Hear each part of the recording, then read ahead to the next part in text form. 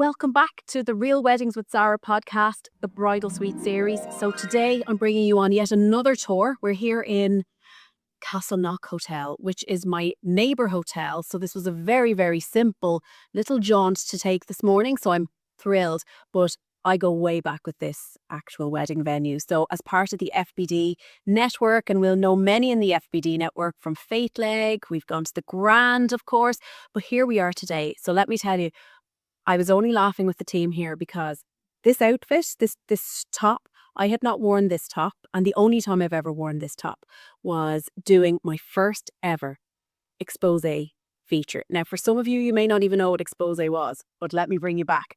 Back in the day on Virgin Media, there was a show in the evening time called Expose, and it was all about style and beauty and trend. And I used to do, for I think about 2 years worth, I did wedding styling on it. So I'd have these beautiful features, but my first ever one was here, and I was so nervous. But Glenda Gilson, and she was such an absolute gem, and she made me feel really comfortable, and she gave me loads of confidence to keep going. But I'm here now, probably a lot heavier in this top anyway, but here we are back in the motherland, talking about wedding trends. So it's just a complete full circle moment. But there's been so much transformation here since that day. Like, even just looking back at where we filmed and how the aesthetic has changed, it really has come up, including the bridal suite. So I'm just so delighted that I can have this little moment here for this podcast. Guys, do pop out and have a look. Even if you're looking for an overnight stay, it's a really lovely spot to come. You've got a lovely health centre, beautiful. I'm a regular in spa. And of course, maybe you might get to stay overnight in a beautiful suite like this, which overlooks this stunning golf course. The food is really good. I eat here regularly. And of course, the ballroom is just so multifunctional. You can have big wedding up to 250, I think they do. But you can also do the small, intimate wedding, so your 20s, 30s, 40s, and then maybe have the big party, which actually brings me on to our topic today, which is going to be all about wedding trends for this year and next year. So come on, let's get stuck in. This season's podcast is proudly sponsored by Aurelia Cosmetic Clinics, supporting your bridal beauty prep journey from facials to skin correction right through to Botox and surgical procedures. You can learn more at aurelia.ie. You are very welcome to my trends episode. Now, you've probably, if you follow me a good bit, you might be listening in to when I'm on News Talk or wherever else talking about wedding trends. But I said I must do a dedicated podcast for myself on it, because I don't get to cover absolutely everything in maybe the 4 to 6 minutes that I have on air. So bear with me and we'll go through as much as we can. And look, if you have come across some other trends, please fire them into the comments. Would love to hear what you're seeing as well. But this is what I'm seeing. Typically, when people were getting married, it was always about, we want to have a good night. We want people to enjoy themselves, which is essentially a good experience. But what I'm seeing now is there's a whole different mindset with it. It's now over functionality. Experience is everything. So when I'm talking about experience, I'm talking about couples really pushing boundaries when it comes to those little micro moments through the day and trying to elevate them. Now, that doesn't mean that they're all sticking to the formula of what a wedding was and how the day flows. In fact, it's completely opposite. What I'm seeing it, particularly with the generation getting married now, is they are ripping up those expectation books. Couples are thinking about the moment. Like, typically you would have seen when a couple enter the room, there might have been a backing track in the room. And it was, I've got a feeling. No, there's no more of that. What you're seeing is an entourage come out. You're talking a saxophonist. You might have somebody with a guitar coming out and entering the couple in. So taking these little moments and maybe propelling them. So all these little things are like little markers that couple want to leave behind as memorable moments from their wedding. Now, in addition to that, and that's only just a little example of it, I'm seeing food experiences becoming critically important. And I don't know, I think that we've just got a whole new generation of big foodies. So when I'm talking about food experiences, this is not where we talk about, the standard sit-down meal. And by the way, there's no wedding venues out there that are doing just standard sit-down meals. But what I'm seeing is couples are looking to have these little food stations and trying to elevate again those moments with food to see, can they do something a little bit more quirky with it. So arrival receptions, I'm seeing people do arrival receptions where they're elevating that food experience. And that might be that they've got food stations. So it might be that there's maybe a popcorn station. Now, you would have seen before, like candy carts, things like this. that's not really it. What you're looking at is these grazing tables with these, really beautiful displays that are really immersive for people, like tasting dishes. So even if you're saying a popcorn station, there'd be like about 20 different flavors of popcorn at the station. So I'm seeing a lot of this. I'm seeing a whole different realm of different things coming in. Again, with those experiences, I'm also seeing where, you might have a sit down menu, but I'm seeing that some couples are deciding to go for smaller weddings where they're having very, very, small numbers, but having these tasting dishes. So you could have a wedding of, say, 20 to 30 people. And what they're doing is like 7 to 10 courses of tasting menu running the whole way throughout and looking for those really just different food environments. I'm even seeing with certain people that they're booking venues based on their ability to bring in food trucks. So getting that festival feel, etc. So look, this is the reality that people are looking for something that is that little bit different. And I also see it in terms of how they're picking their venue.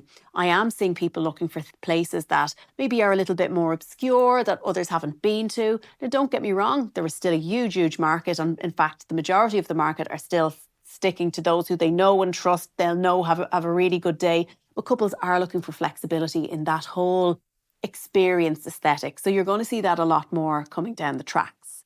Now, another trend, and this has been the one that I've probably spoken about so much over the last month, and it is the rise of a dry wedding. Now, I know you're all sitting there absolutely quaking it, and you're already hearing such and such say, well, I wouldn't be going to that if there's no drink. So the dry wedding concept is basically a sober wedding, no alcohol, particularly for the sober, curious couple. So two things. This is coming in America. It hasn't really landed and cemented in Ireland yet, but I can tell you it will come in, because what we always think is blasphemy and not happening right now, that's going to go out the window, right? You are going to see a trend of this, particularly now with so many people that just don't drink. Good on you. So two ways of looking at the sober wedding. So number one is there are, yes, a huge number of couples that just don't drink anymore. It's not their vibe. And when they think about a wedding that they want to reflect them, their values and how they live, alcohol is just not part of the mix. Now, it can be very subtly done, which we'll come to in a minute. But the other part of that, of what's driving that trend is, so this is really coming from the US, right? So in the US, typically the couple will pay for the bar for the entire wedding, for the entire night. In Ireland, we don't really do that. So a lot of couples, to keep their costs down, because it is, again, they're having the same problem as us, escalating costs. Go back to my last two podcasts and you'll see all about that. But they are looking at how do we keep our budget down, and they just knock out this bar tab and they're just saying, no, we're going to have an alcohol-free wedding, and that is it. So we don't need to necessarily start worrying here in Ireland. It's not going to be an epidemic, but you will find that over time there are going to be couples that are going to basically say, we don't drink, a lot of our friends don't drink, so we're just not going to have an alcohol wedding. So one way you can do it, so there's very obvious ways you can do it, and there's subtle ways. So what I'm saying is the couples that tend to go for the wedding that's more non-alcoholic, they might do actually a smaller wedding where they're having a sit down, where it's a meal, it's earlier in the day, and that is the wedding. So that's one side of it. Now, what I would say to you is, if you do plan to have a wedding where you're inviting a lot of guests and not everybody is of that mindset yet, you need to just put it on the invitation, almost like it's a dress code. Now, the next one, which is cost. The trend, weddings are costing so much more. Now, I've spoken about this in great detail, so I'm not going to bore you on that one, but I just want to make note that, yes, a trend is that couples are spending more on their wedding, whether that's imposed by all the other factors that I spoke about in the previous podcasts, or whether it's people are just looking to go the extra mile in what they're spending so that they can get those experiences and that they can have these extra notions days. But either way, costs are going up, which leads me on to my next trend, which is that people are staying engaged for longer. So I work with a lot of venues when it comes to just looking at marketing with them and consulting. And a lot of the data that I'm reading would show, and particularly this has been over the last year or two, is that traditionally people would get engaged and say, I'm going to get married next year. So if you got married in August, you can guarantee the following August you'd get married. Whereas now what I'm seeing, and just it completely is substantiated, even seeing the wedding show at the RDS that I was part of there just the week before, where couples are telling me that they're booking 2028. So the trend is that the booking window for a wedding is now going out much longer. So 18 months to 2 years. And the reason being is, one, cost. People need a lot longer to save for the day that they actually want. Two, people are prioritising getting their house and kids because we're leaving getting married later. All you have to do is look at the recent CSO figures and they will tell you that is essentially that people are, getting married that little bit later because we're having our kids that little bit later. We're doing all of the things later, right? It's fantastic. So people want to get life sorted before having the big party to celebrate that life, I feel. So it's kind of going the other way, which goes back to experiences a little bit when we talk about how, as an experience piece, we're just kind of flipping the script now and not really conforming to what, the tradition was. We've moved away an awful lot from that. But you are looking at that. And then the other factor as well is availability for the things people want. So, some people will say, do you know what? I really want this venue or this destination or this band, and I'm going to actually go with when they have availability next. So that is playing a little bit of a role in it as well. So those last two, between cost and longer engagement phases, they are kicking in as a vital trend that I'm seeing over the last while. Now, for the next trend, I personally love this trend, and this was something that really came to life with COVID. I'm not going back to COVID, don't worry, I'm not going to bore you with that. However, there's this concept of the micro wedding. Now, this has been bumbling for a long time. So what you have to do is, when it comes to weddings, trends don't move very, very quickly. It's very unlikely that you see, here's a trend in 1 year and then it stays, right? What tends to happen is an idea or an approach comes in and then we talk about it and it bubbles up, same as sober weddings, it bubbles up, and then all of a sudden, maybe 3 or 4 or 5 years in, then it starts to become mainstream. This year in particular, and I honestly can't count how many times somebody has come to me where a couple are coming and looking for recommendations for a small wedding, but not just a small wedding, but this kind of hybrid wedding. So when I'm talking about a hybrid micro wedding, what I'm looking at here is a small meal for maybe max about 40 people, and then having a big party later on, but still doing, decent enough like buffet food, etc. So couples love this, and so many are looking to do it because they want to have the sit-down meal, speeches, the actual ceremony with just a small group of people in the immediate family. They don't want the pressure. And now seeing that, in times like COVID, where you had no choice but to slim down your numbers to 25 at one stage, and Jesus, it was at 6 at one stage, but to see that it is actually doable, couples are really, really embracing that now as a choice, not as an imposition. And also knowing that they can flip the script and do whatever they want and have the day they want.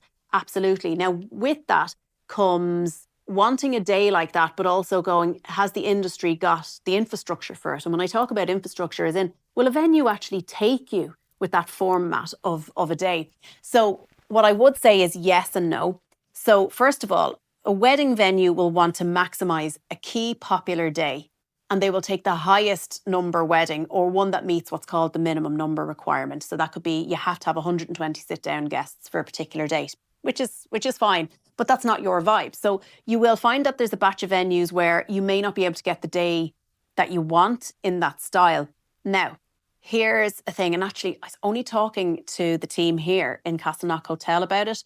So they have a structure set up because the way their ballroom is set up is that they've got it's quite multifunctional. You can split it up in two. So what they have is, you have one part of the ballroom, which is sectioned off. I think they call it the Sierra, if I'm right, Gabby. Was it the Sierra? The Sierra. They'll set that out. They'll fully dress it, 40 people. You can have your ceremony there. Then you move over here. You have a lovely piece. You can go out to the beautiful restaurant area, have your little mini drinks reception. You can even have your ceremony outside. Lovely. Go and have drinks overlooking the golf course. Come back in, have your meal, have your sit-down meal from an actual restaurant menu where people can have their choices. You might have a slimmed down one. You can have a deeper menu. You can have like a taster menu. You can have multiple different types of wines. So it's a lot more because you're not handling the masses. And then what you can do in the evening time is break up for the evening time. Then, alas, let everybody come on in and have a big party then, and have it set up for a buffet. So people can still have, that light dinner. They can still have the party. You can still have your band, but then you didn't have to necessarily do then all of that in front of all of those people. And I think that's one concern that people have, is that they want to have their wedding very private and very intimate. But then also people are thinking about cost. So yes, it is significantly cheaper to do that. Some venues will still stipulate that there has to be a threshold that has to be met, to use their venue. So you may still end up paying for something that you don't feel like you're using because it's built into room hire. Anyway, I could go on all day about it. However, it is possible to do it. And what I would say is not everybody is putting it out like a package, right? So you may not think a venue offer it, but you should ring up and ask them if they do it. Some do, some don't. But I'm definitely seeing a lot more venues offering it. Now, will they offer it on prime dates? Probably not. But there are also options. And actually, the team were telling me here, Sunday is a really popular day for a wedding style like that. You can also check, which I think is really good, that you could have some of the restaurants where they've got event space. So again, like you could have something like a Marco Pierre White's, you could have a Fallon and Byrne, where you can absolutely do, that small, really intense, real strong, reputable restaurant meal and then have your party later. So it is out there. But what I would say is be flexible with your dates and the day of the week that you're looking to have that, because you do need to be flexible to actually try and find a mold that shapes that style of wedding. But that to me has been the piece that I'm seeing so much more couples are looking for, and they're coming and they're asking me about it. So, if you're a venue that offer it, let me know, because I want to build a list on this of venues that actually offer it. So, yeah, it's really, really nice. Now, the next one. Now, this one has been, I really saw it come through in 2025, and now it's really rightly here in 2026. So this concept of a wedding coming with its own branding is a big trend. So when I'm talking about a wedding with the branding, this is where couples are creating, unified logos that are really, dedicated to them. And that logo will run through the entire theme of their stationery to when you arrive in and you've got like ribbons attached to your wine glass and it will have the logo on it, or it'll have their names on it. Now, I'm not talking about slapping your names on something and it looking like, like cheapy. No, this is where people are actually curating a personal brand for their personal wedding day, and the event has its own stamp, look and feel and signature. But it's a huge piece. I see it, people putting it in their booklets for their ceremony, etc. Okay, so personal branding. If you go onto any Etsy store, or if you go and look at some of those creators that do a lot of that personalized, artwork, you'll see the array of things that people are buying with their names on it. Now, if you were to ask me, and I'm going to have, half the industry coming for me on this one, but is this something that you really need in your budget? Probably not. Is this something that you'd like to have in your budget? Yes, but only if you have the money to do it. It's a nice touch, is what I would say. Now, of course, the biggest trend that has been evolving over the last number of years. Now, I think over the last number of years, people were trying to figure out, what do they do? And, trying to wrap their head around it. Whereas now it's pretty much become ingrained in people's minds and in their budgets. And that is a wedding content creator. So you might be saying, well, what's a wedding content creator? So a wedding content creator is somebody who is basically like your own social media manager for your wedding day. So they will come with their phone and they will film your content. They will get those bite-sized snippets of your mini reels, your TikTok transitions and everything that goes like that. They'll capture those micro moments throughout the day, generally using a phone. Some might use a camera, but typically they're filming from their phone and they're thinking about those really cool trends that you can do at your bridal party or as a couple, your befores, your afters, and really capturing all those little micro moments throughout the day. And there's so many out there that are doing it, and so many brilliant ones. So one of the big questions, I suppose, that so many couples have is like, do I need to get a videographer if I have a content creator? Well, that'd be almost like saying, okay, I'm going to shoot a movie and I'm going to shoot a movie from my phone. Okay, that's probably not going to enter the cinema and it's probably not going to be blown up on your home screen at home. But yeah, you can consume that in your phone. Whereas a wedding videographer is creating one masterpiece video of your day from start to finish using very, very high spec equipment, almost like it is the same as good a quality that could go into your cinema, into your TV screen, and will last the test of time. It's capturing your speeches, it's capturing those overlays of those emotive moments. They're working hand in hand with your photographer and really passing through the day to tell the story of your day. So they're actually not the same thing. So if you're thinking about quick, speedy content, getting a whole batch of content in the following morning after your wedding, up to 48 hours after, That's your content creators. That would be that fast moving content that you would see on your phone, basically absolving your poor bridesmaids and groomsmen of the challenge of them having to capture behind the scenes footage of your wedding and the getting ready, etc. You're handing that over to a team who know how to use their phone and actually create really good content. Versus, yes, you would still need a videographer separate if it is your choice that you want to have your actual masterpiece movie from the full day end to end. And then, of course, yes, you're going to have your photographer. So the content creator piece is now very, very mainstream. I think a lot of the debate is now kind of washed over in terms of, what's a content creator and does it add value? It's to each their own. There are couples out there who really want that footage. They want that small bite-sized footage, the pieces that are going to go out on your phone very quickly. And then there's couples that it's not for them because they're actually more, less is more. We don't want to have as many screens on us. And that's okay. But the option is there and that's fantastic.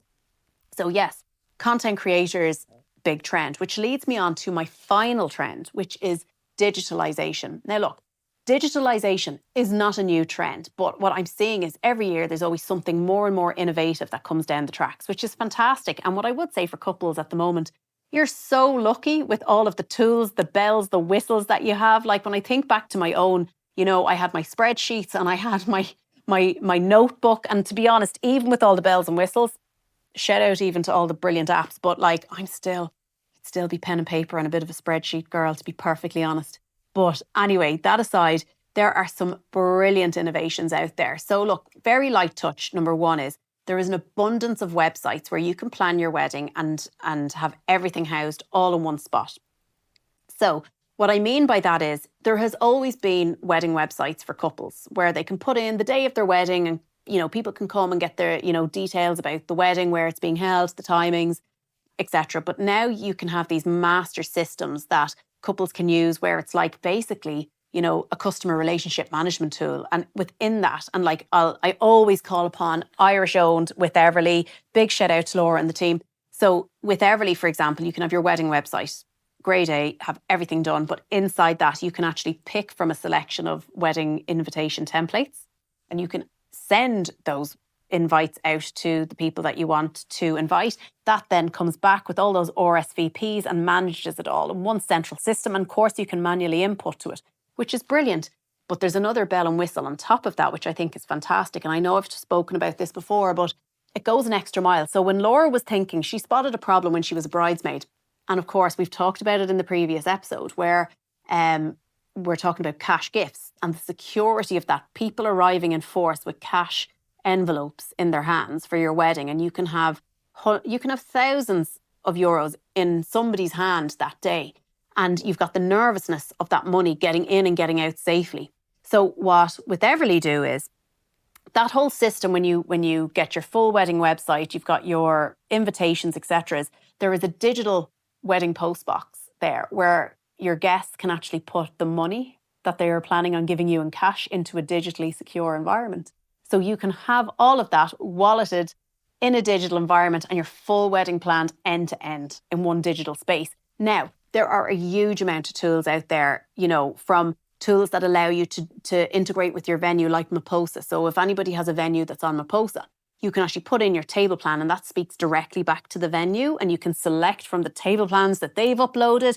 You can put in some details, the venue gets it. There's so much out there. And then there's other ones where like, say, wedding suppliers have one where you can actually then, and the same, like loads of them have it. I shouldn't be calling out names, but you can put in where you're getting married and next thing you're going to get this recommendation engine of different suppliers and bands and DJs and all of these different things that would be, popular in that area.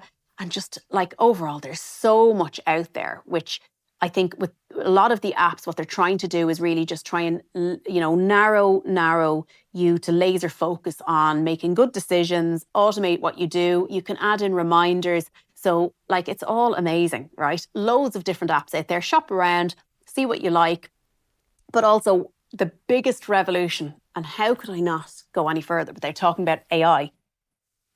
Like, guys, if you're not using ChatGPT to help you plan your wedding, I don't know what you're doing, because it's just a gift from the gods. So many people are using now ChatGPT to put structure on their day, to put in the flow of their day, how the day would work, what should they be doing 6 months out for their wedding, etc.